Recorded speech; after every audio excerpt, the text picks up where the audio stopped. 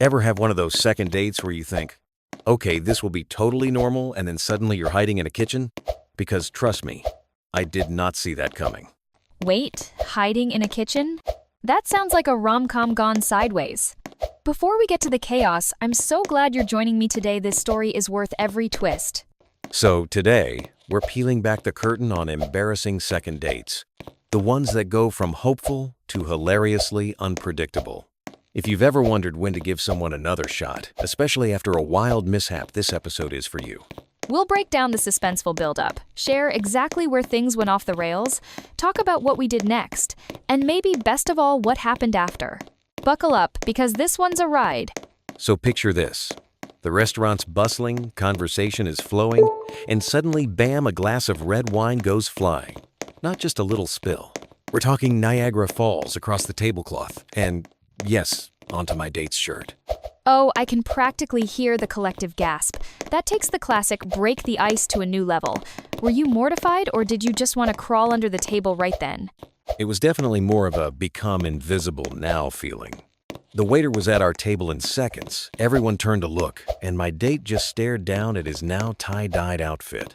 Honestly, that's one of those moments where you find out if someone can laugh or just wants to run for the exit. Did he crack a joke or go silent?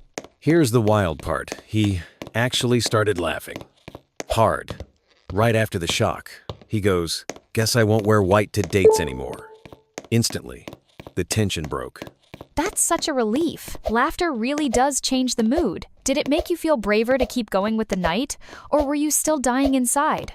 Honestly, after that, we both relaxed.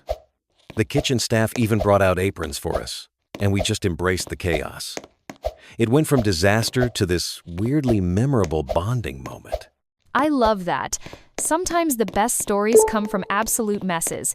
If you'd both just sat there pretending nothing happened, the whole night probably would have felt stiff, right? Exactly.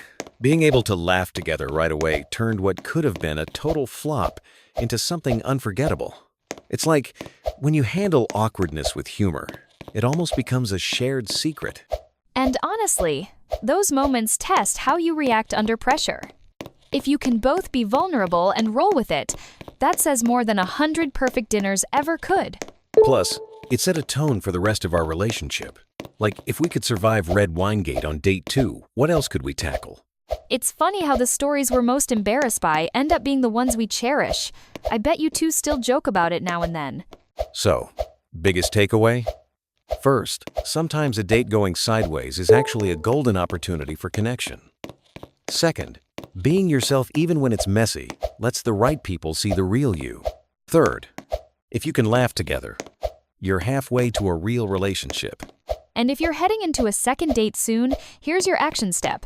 Don't aim for perfect. Just show up, ready to have fun.